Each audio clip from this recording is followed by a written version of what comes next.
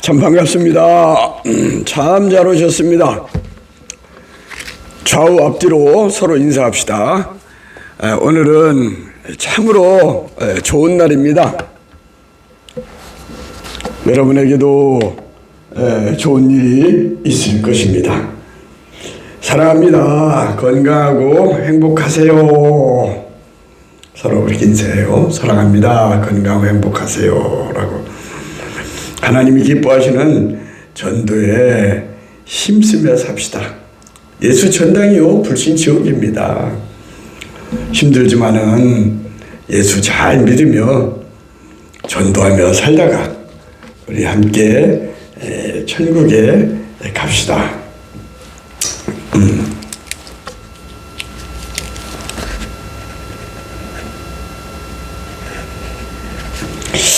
자, 그러면은 오늘은 욥기 8장 5절에서 7절 말씀을 본문 삼아서 내 시작은 힘이 창대하리라 라는 제목으로 은혜를 나누고자 합니다. 제목 한번 따라 해봐요. 내 나중은 힘이 창대하리라. 예, 감사합니다. 크게 해주세요. 제가 오늘 설교전의 특성으로 송경민 교수의 은혜를 연주했는데, 우리가 한 주만에 또 만나 하나님께 함께 예배 드릴 수 있다는 것이, 이 사실이 이 하나님의 크신 은혜입니다. 저같이 부족한 사람이 하나님의 자녀된 것만 해도 놀라운 은혜요. 감사의 조건인데, 하나님의 종으로 부름받아 길과 진리와 생명 되신 주님을 전하며 살아있는 하나님의 말씀을 전하는 목사가 되어 여러분 앞에 말씀을 전하는 것은 보통 일이 아닙니다.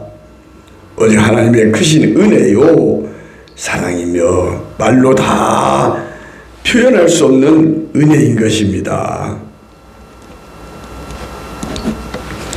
국내적으로는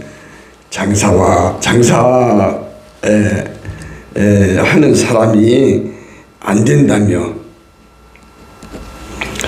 경제적으로 어려워 많은 사람이 한숨 지면서 못 살겠다고 아우성입니다. 또 국제적으로는 여러분도 잘 알다시피 미국과 이란의 전쟁 여파로 3월 수입 물가가 16% 넘게 올랐다고 합니다. 최근 여론에 의하면 이란 전쟁이 장기화되면서 미국 내 여론이 악화되어 미국 시민 절반 이상이 도널드 트럼프 대통령의 이번 전쟁을 가치 없다 라고 평가한다는 여론조사 결과라고 합니다. 며칠 전 집에서 TV를 보다가 3살짜리 어린아이가 이 전쟁으로 말미암아 비참하게 죽은 걸 보고, 이 아이가 무슨 잘못이 있다고, 무슨 죽을 죄를 지었다고 전쟁의 피해자가 되어야만 하냐면서 원통해하는 그 가족의 모습을 보면서 남일 같지가 않았습니다. 비옵기는 하나님께서 간섭하여 극적으로 빨리 전쟁이 종식되고 평화가 임하기를 기도합니다. 전쟁으로 죽는 사람과 건물 파괴 등 재산 피해와 그로 인한 세계 경제의 악영향 등 심히 걱정이 됩니다. 어쨌든 죄송합니다마는 우리나라는 이 전쟁의 피해 당사자가 아닌 것이 얼마나 다행인지 모르겠습니다. 이렇게 하나님의 집인 꿈의 교회 이 성전에서 예배드릴 수 있다는 것이 천만다행이요 감사며 은혜입니다. 저 개인적으로는 기적으로 생각합니다. 후도암으로 아파서 죽었어야 할 사람이 생명의 연장을 받아 살아 호흡하며 말씀까지 이렇게 전하고 있으니 얼마나 감사한 일입니까? 그래서 저는 항상 생각합니다. 오직 은혜, 오직 감사. 이 감사도 골라서 감사한 일만 감사할 것이 아니라 모든 일에 everything 모든 일에 범사에 감사하며 절대 감사가 저의 슬로건입니다. 아멘이죠.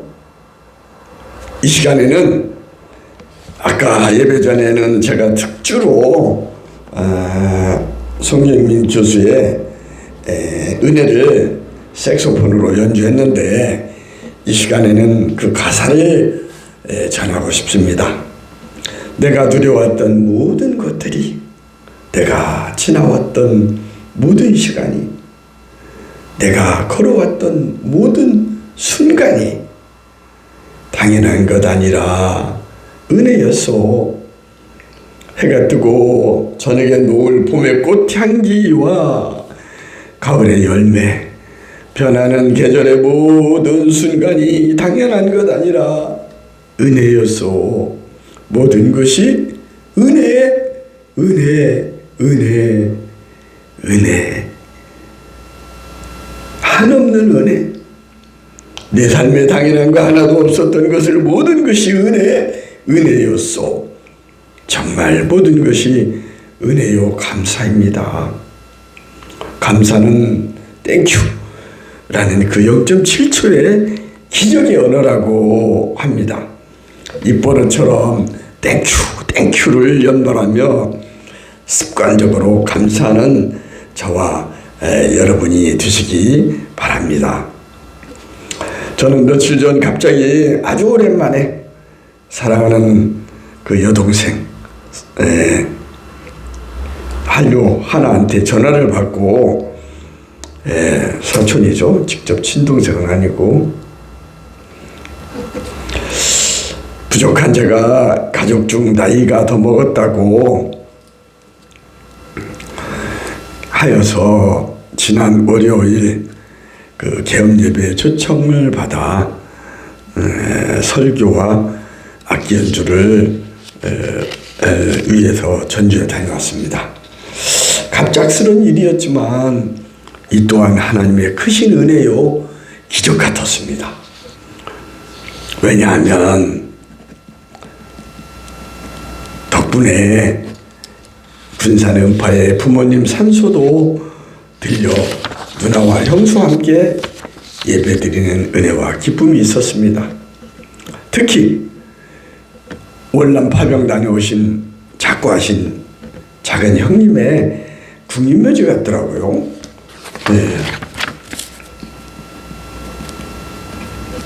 그곳에 다녀온 것도 귀한 시간이었습니다. 귀한 은혜였습니다.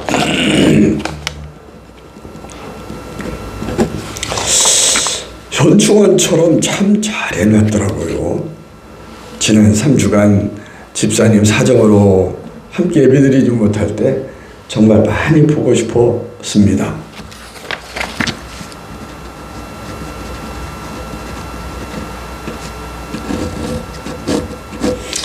저희 교회에 교인 수가 적기 때문에 오죽하면 부족한 제가 감히 부흥 강사하고 싶어 한국 기독교 부흥협의회에 가입했겠어요.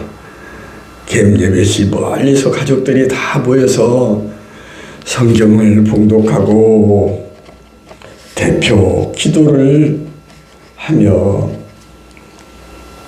찬송 부르면서 뜨겁게 예배를 드리는 분위기가 마치 교회에서 어느 교회에서 부흥회하는 것 같았습니다. 먼 거리를 힘들게 다녀왔지만 오랜만에 가족들이 만나 예배 드리는 것이 얼마나 감격적이었고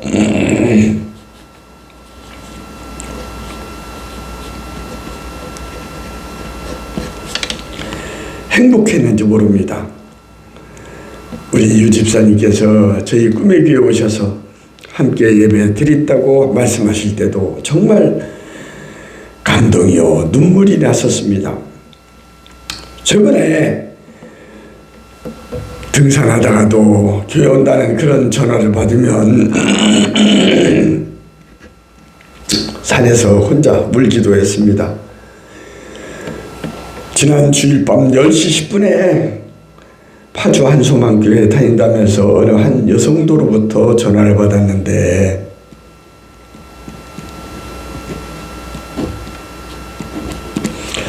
그 순간에도 하나님 새로운 성도를 보내주십니까?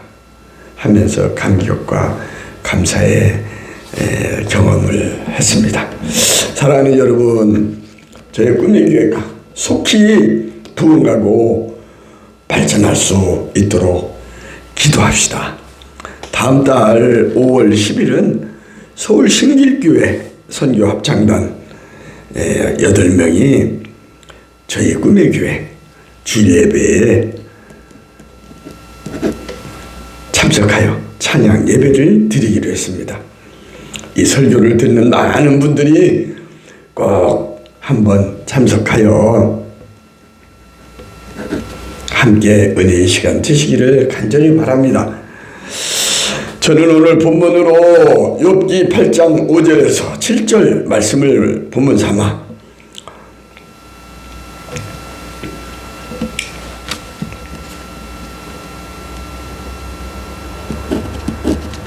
내 나중은 심히 창대하리라는 제목으로 함께 은혜를 나누고 싶습니다.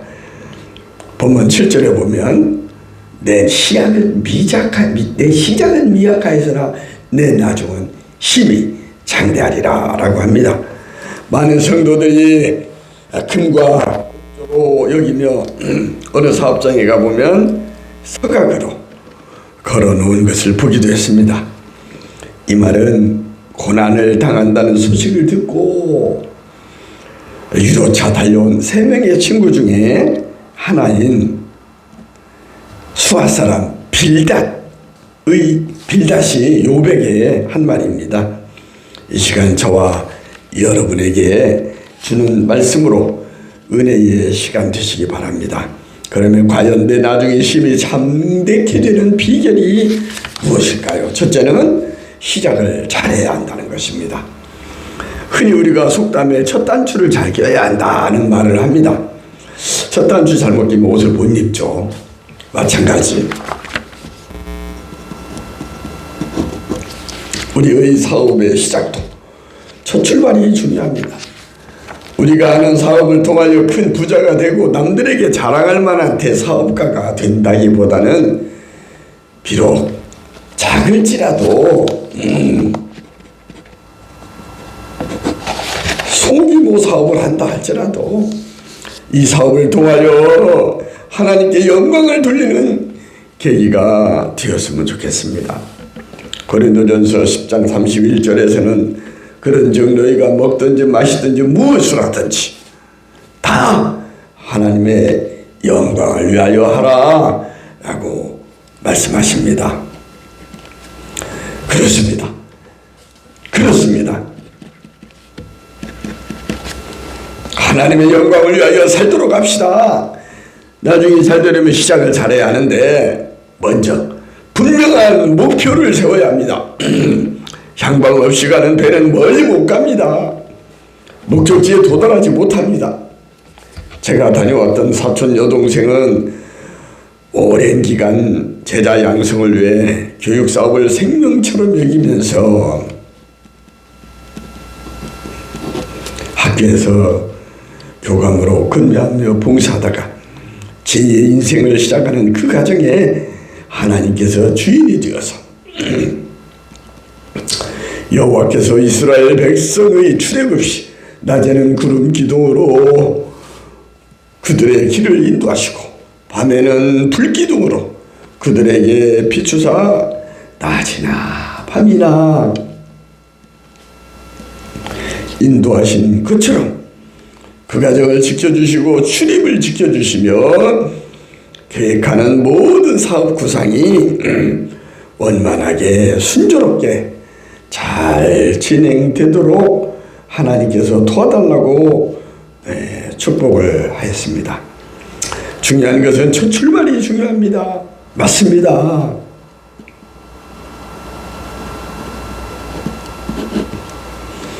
한 해는 시작하는 1월이 중요하지요.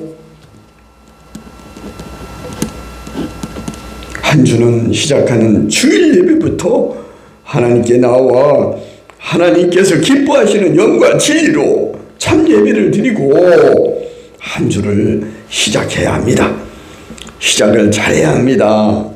우리가 살면서 지나친 욕심을 내면 안 됩니다. 야고보서 1장 15절에서는 욕심이 잉태한 즉 죄를 낳고 죄가 장성한 즉 사망을 낳는다고 합니다. 우리의 약속을 지키시는 신실하신 하나님께 저와 여러분은 모든 것을 맡기고 믿음으로 우리가 하는 일에 최선을 다할 때 살아계신 우리 하나님께서 반드시 복 주실 줄을 믿습니다. 히브리서 6장 14절에서 그의 사랑하는 자에게 말씀하시기를 내가 반드시 너에게 복주고 복주며 너를 번성하게 하고 번성하게 하리라 라고 번성의 복을 주실 것을 약속하셨습니다. 아멘이죠. 여러분도 이런 복을 받고 싶죠? 저도 그렇습니다.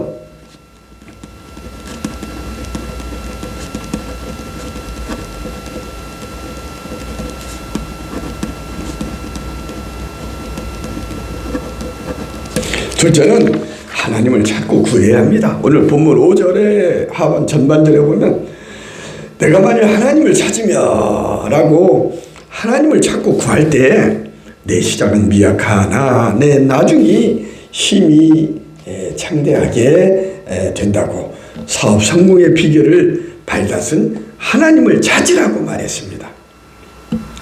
먼저 하나님을 찾으라고 말했습니다.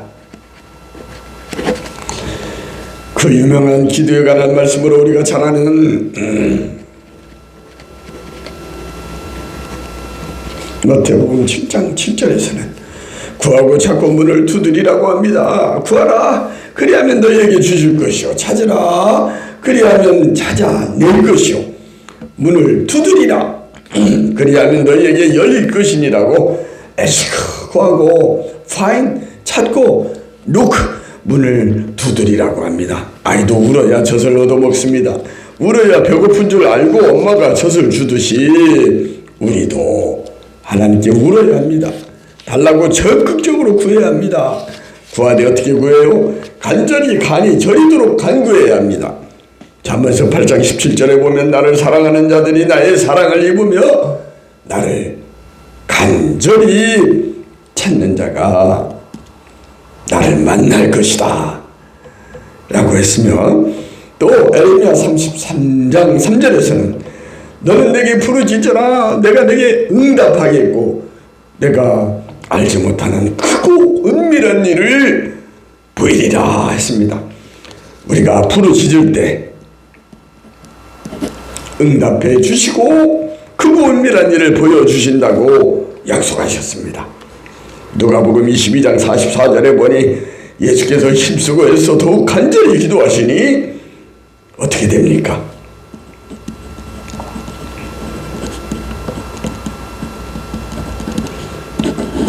땀이 땅에 떨어지는 무엇과 같이 됐다고요?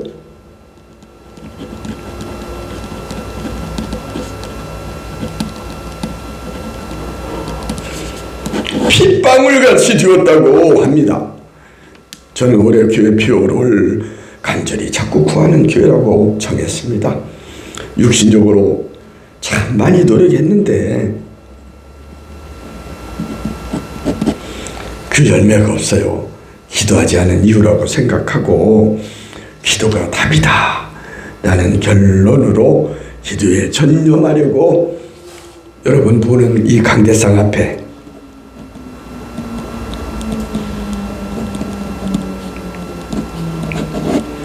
부착한 것처럼 전심으로 찾고 구하는 교회라고 표를 정했습니다.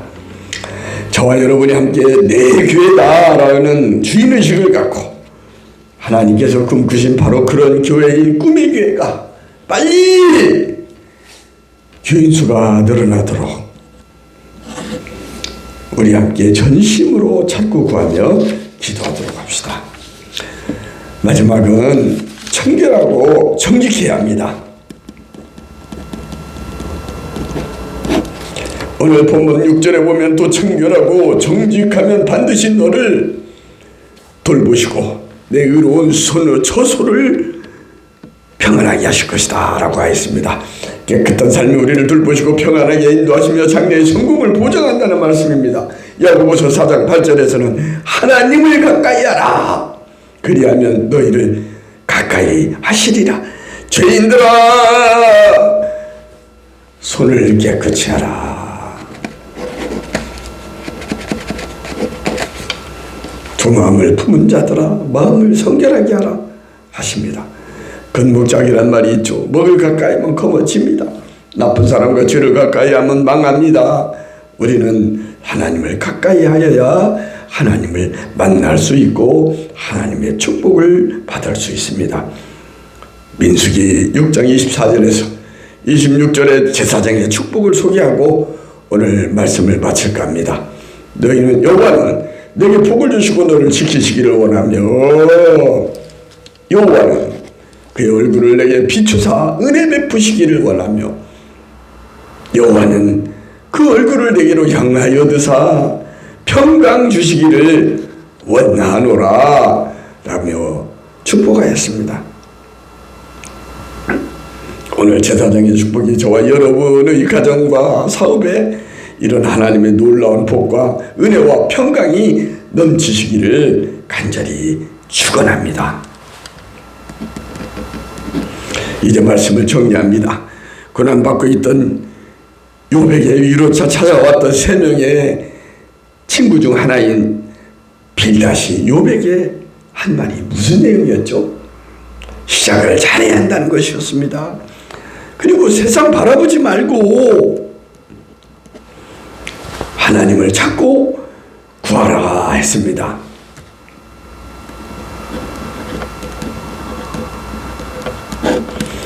그리고 또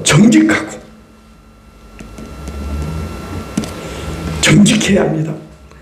And it is the best policy입니다.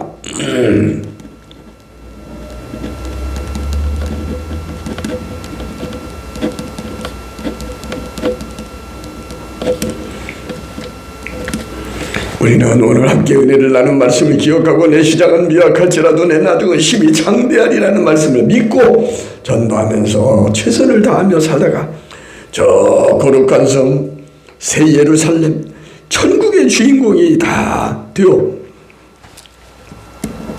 영광과 생명의 승리의 금멸류관을 받아 쓰는 저와 여러분 되시기를 간절히 축원합니다.